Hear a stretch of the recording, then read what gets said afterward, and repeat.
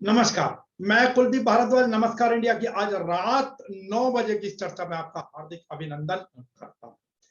आज वित्त मंत्री निर्मला सीतारमण ने जो है वो आज राष्ट्रीय मुद्रीकरण पाइपलाइन योजना की शुरुआत की है।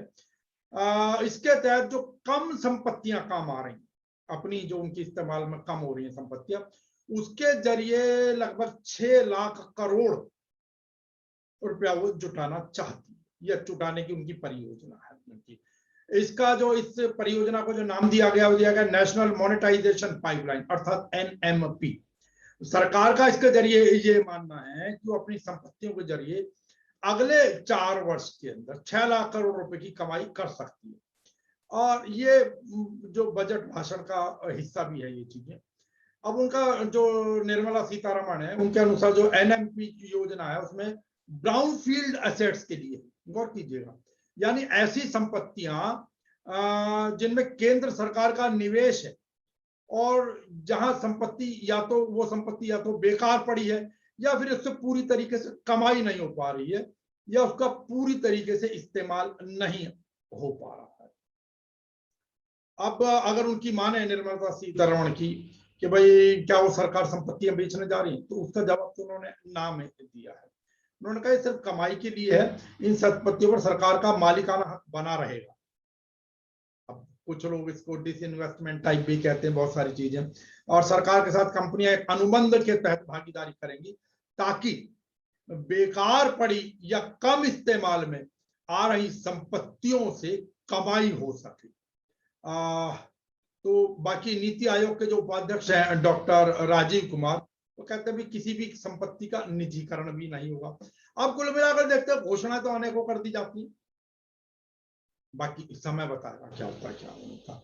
उससे आगे आपको हमने जैसे पहले भी चर्चा करी थी, अभी एक क्षेत्र के अंदर अफगानिस्तान में बताया जा रहा है लगभग 300 जो तालिबानी लड़ाके हैं वो मार दिए वहां के लोगों ने, नागरिकों ने युद्ध किया, सामना किया। और अब कुछ जगहों पर से ये बातें आ भी रही है कि नहीं, कुछ जगहों पर लोगों ने इसका विरोध करना भी शुरू किया। तालिबानों को इस बार आसान नहीं है। हालांकि मेरी आज खुद चर्चा हुई एक अफगान जो शरणार्थी है भारत के अंदर, उन्होंने अपना नाम ना बताने के लिए कहा। आज उनका यूएनओ ऑफिस पर उन लोगों का प्रदर्शन और उम्मीद की जा रही है कि कल अर्थात मंगलवार को भी वो प्रदर्शन जारी रहेगा जब तक यूएनओ की तरफ से कोई खास आश्वासन नहीं मिल जाता उनको। लेकिन उन्होंने मुझसे ये जरूर कहा कि उनके क्योंकि उनकी सगी नानी भी वहां है, कुछ अंकल आंटी चाचा चाची वगैरह वहां पर हैं और फिलहाल तो वो अपने आप को सुरक्षित महसूस कर रहे हैं। फिलहाल तो उनके साथ में कोई ऐसी दिक्कत नहीं। लेकिन वो कहते हैं कि तालिबान के ऊपर भरोसा नहीं किया जा सकता। अभी वो शायद अंतरराष्ट्रीय कम्युनिटी से समर्थन जुटाने के जुगत में उनको एक बार मान्यता मिल जाए और फिर वो लोग अपना रौद्र रूप पुराने वाला जरूर दिखाएंगे। तो उसको लेकर उनके अंदर चिंता अवश्य है। अब उससे आगे की बात होती है कि कई बार लोग, अब यहाँ पर बहुत से लोग कहते हैं भाई तालिबानी यहाँ तालिबानी मानसिकता, उसको लेकर बहुत से लोगों के अंदर चिड़न भी है या नाराजगी। अब नाराजगी से प्रश्न ये क्योंकि या तो वो चीज को समझ नहीं पा रही, यहाँ के लोगों को कोई तालिबानी नहीं कह रहा है। गौर कीजिएगा, पहली बात तो तालिबान का अर्थ है छात्र संघ। तालिबान का अर्थ है जो स्टूडेंट्स होते छात्र, तो तालिबान जो एक तरीके का छात्र संघ है, स्टूडेंट यूनियन टाइप लगभग। इसका जो तर्जुमा या जो इसका ट्रांसलेशन है वो ये है, उसका जो अर्थ है। क्योंकि लोग अनेकों लोग ना जाने क्या क्या क्या क्या अर्थ आज के समय में व्हाट्सएप यूनिवर्सिटी पर तैरा रहे हैं। और इस विषय पर हमने मौलाना अरशद से भी बात की, तो उन्होंने इसका अर्थ हमें समझाने का प्रयास किया। इस्लामिक स्कॉलर है। अब लेकिन उससे आगे जब हमने कहा भाई इस्लामिक मानसिकता, अब मुझे एक चीज बताइए, कम से कम नमस्कार इंडिया सीधा पूछता है आप लोगों से, वो ये है कि जैसे कल इंदौर के अंदर एक चूड़ी बेचने वाले को मारा गया, पीटा गया। हालांकि बाद में ये कहा गया कि नहीं, उसके पास तो 2 फर्जी आई कार्ड थे, अलग अलग नामों से थे। जो नरोत्तम मिश्रा है मध्य प्रदेश के गृह मंत्री, उन्होंने भी कहा वो हिंदू बहनों को चूड़ियां पहनाने जाता। गृह विभाग की रिपोर्ट यह है कि वो चूड़ी बेचता था। चूड़ी बेचने के लिए वो उस मोहल्ले में, वार्ड में था, हिंदू नाम रखा हुआ था, जबकि वो कुछ था दूसरे समुदाय से। आधार कार्ड भी इसी तरह के 2 मिले हैं और उसके कारण से वहां पर बेटियों को, बहुओं को वो सावन के दिन चूड़ियां पहनाने का ज्यादा हमारे यहाँ पर परंपरा है। वहां से विवाद शुरू हुआ था और उसके बाद में दोनों पक्षों पर कार्रवाई हुई। तो भाई पहले भी जाते थे लोग आदि आदि, फिर बात निकली कि नहीं वो किसी से छेड़खानी कर रहा था।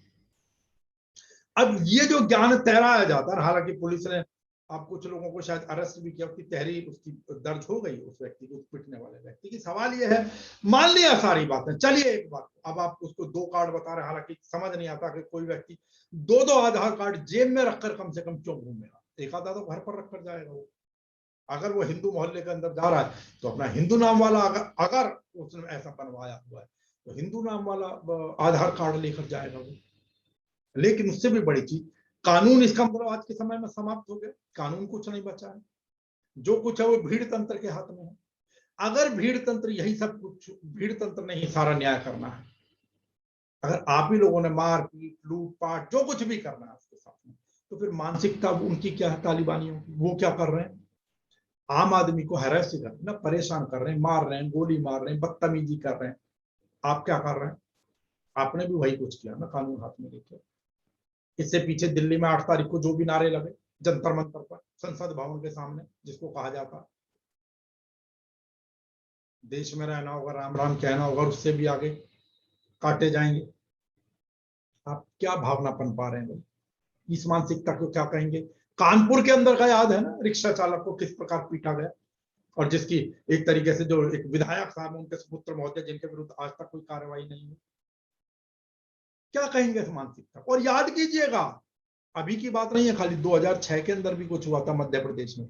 एबीवीपी के नेताओं ने क्या किया था, 2011 में भी हुआ था। गौर कीजिए क्या हुआ था वहां पर। प्रोफेसर मर गए थे, वो तो हिंदू ने हिंदू को ही मार दिया ना। बात ये ना कि उसके बाद कहीं तो अति होगी ना। अभी तो आप चलिए किसी मुस्लिम को घेर रहे हैं किसी ना किसी बहाने कि जी गाय को लेकर जा रहा था। आपने पाली कितनी है भाई गाय? ये जो इतने लोग करते हैं इनसे पूछिए, इनके घर में बंधी हुई है क्या गाय? और कहाँ लेकर जा रहा था? आज के समय में अगर वो बेचने भी जा रहा है तब भी दिक्कत है। और फिर इसकी जांच तो करने दीजिए पुलिस को। चलिए मेरी आस्था है गौ के प्रति, अगर आस्था ऐसा कुछ हो भी रहा है तो मुझे जांच तो करने दीजिए कम से कम। बीफ आप ही के लोग खाते हैं, उन जगह पर तो स्लॉटर हाउस के अंदर जहां काटी जाती है गाय, अब उनको पालना और रक्षा करना भी तो सीखिए ना कम से कम।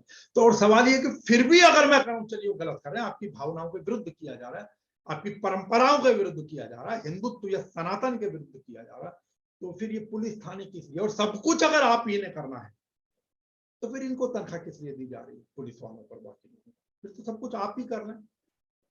अब ये वो जो मानसिकता आपके अंदर अब धीरे धीरे जो बढ़ रही है, ये मानसिकता, इसी को तालिबानी मानसिकता, उन जैसी मानसिकता जिसको तालिबानी, हम फिर कह रहे हैं कि तालिबान का छात्र संघ होता है या स्टूडेंट यूनियन होती है, लेकिन उनके अंदर जो जिस अब आप वो जिस चीज का प्रतीक बन गया है, तालिबान नाम जो है जिस चीज का प्रतीक बन गया है अब, अर्थात हिंसक मानसिकता का प्रतीक बन गया है, और वही हिंसक मानसिकता यदि आपके अंदर घर कर रही है और वो ये परंपरा आपकी बढ़ती जा रही, तो क्या कहेंगे? ये भी तो तालिबानी मानसिकता हुई, या इसके लिए कुछ अलग अर्थ खोजा जाए या शब्द खोजा जाए? मेरा निवेदन है, इस प्रकार तो आप कल को बांट देंगे, आप दूसरे के अंदर कुंठा जागृत करेंगे।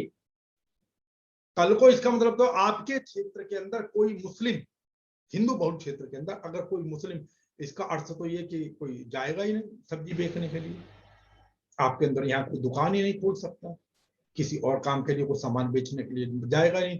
कुछ लोग जैसे भिक्षुक होते हैं, भिक्षा मांगने जाते हैं, वो आपके यहाँ जाएंगे नहीं, अपने अपने एरिया बांट लीजिए। फिर तो मांडवाली हो गई, जैसे पुराने समय में फिल्मों के अंदर दिखाते थे, जो स्मगलर्स ने अपने अपने क्षेत्र बांटे हुआ करते थे।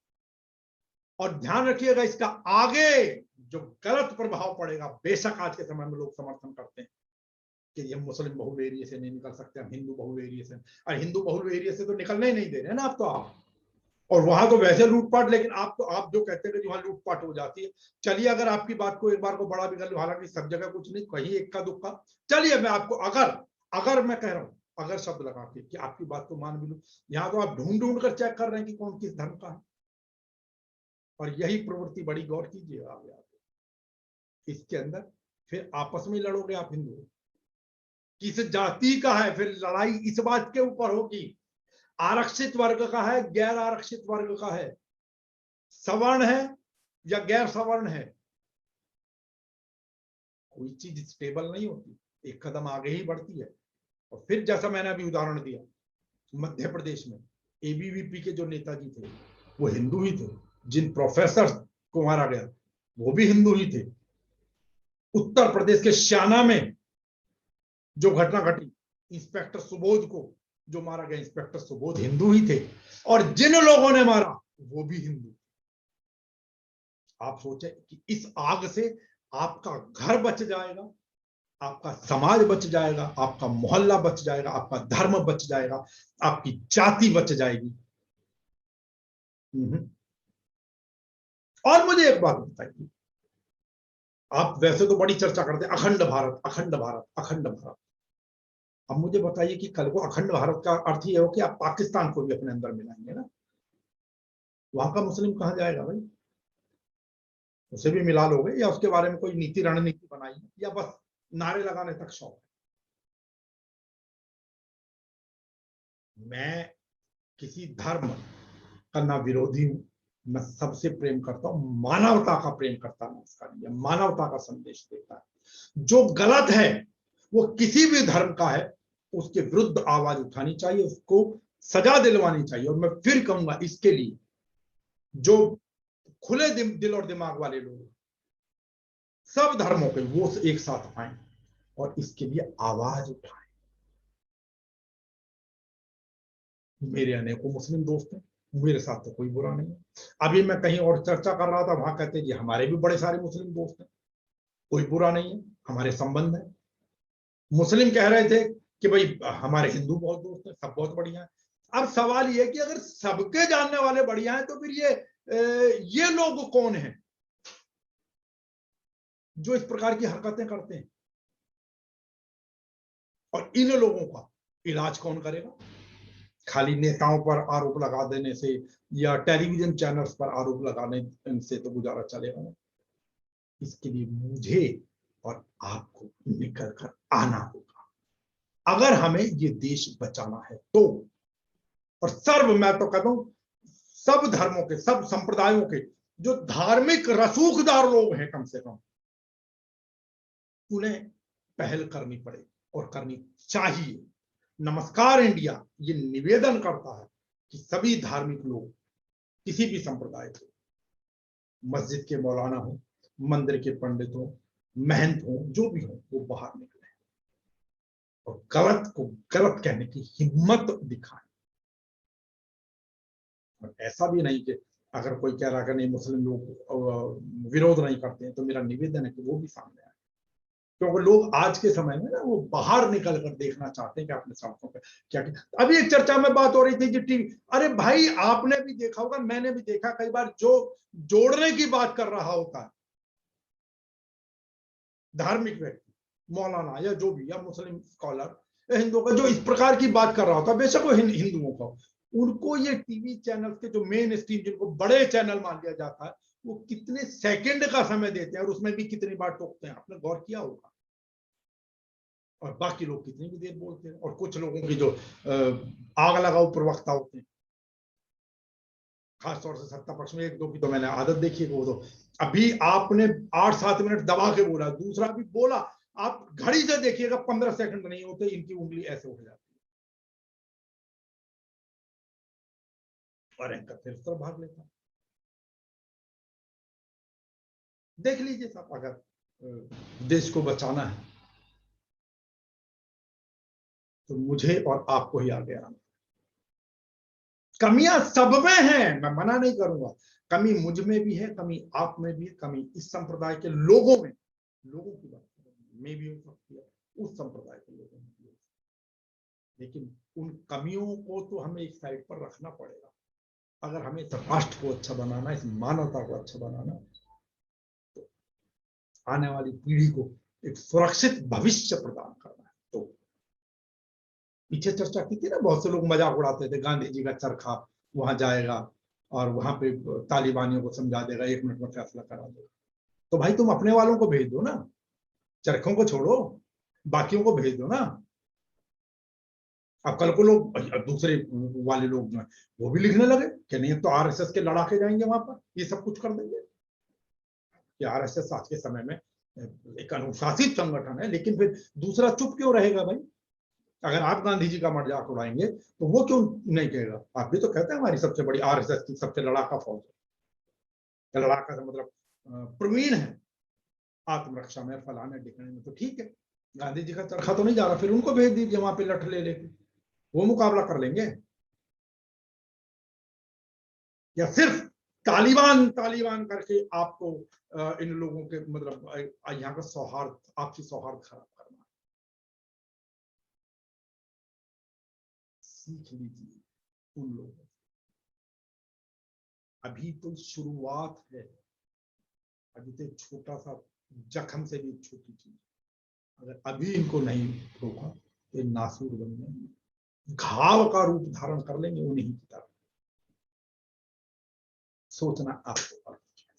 मैं एक बार फिर स्पष्ट कर दूं, कह दूं, कई बार लोग क्या करते हैं, मैं पिछले कुछ दिनों से देख रहा हूं, लोग सब्सक्राइब करते हैं तो उसके बाद फिर वो दोबारा हर अगली बार भी टच कर देते हैं तो वो अनसब्सक्राइब हो जाते हैं। तो जिन्होंने सब्सक्राइब कर लिया है हमारे चैनल को, खासतौर से यूट्यूब के ऊपर, वहां पर सब्सक्राइब्ड आखिर में डी लग जाता है, अब उसके बाद उसको ना छेड़ें। आपने छेड़ दिया तो फिर खाली सब्सक्राइब आ जाता है। और हालांकि 15 अगस्त गया, रक्षाबंधन भी कल गया, अब जन्माष्टमी आ रही है, श्री कृष्ण जन्माष्टमी। जो लोग भी अपने शुभकामना संदेश नमस्कार इंडिया के माध्यम से देश की भौगोलिक सीमाओं से बाहर अगर अपने संदेश पहुंचाना चाहते हैं तो आप लोगों का स्वागत। नमस्कार इंडिया वो प्लेटफॉर्म प्रदान करता है आप लोगों को। आज अपनी वाणी यही विराम दूंगा, कल फिर आपसे और इसी प्रकार की। अब बहुत से लोग कह रहे हैं कि हमने बड़े दिनों से डिबेट नहीं कराई। जी बिल्कुल ठीक है, मैंने डिबेट नहीं कराई किन्हीं कारणों से, क्योंकि मुझे एक जगह और डिबेट करनी होती है इससे एकदम पहले, इस कार्यक्रम से पहले, तो वो लाइव डिबेट जाती है।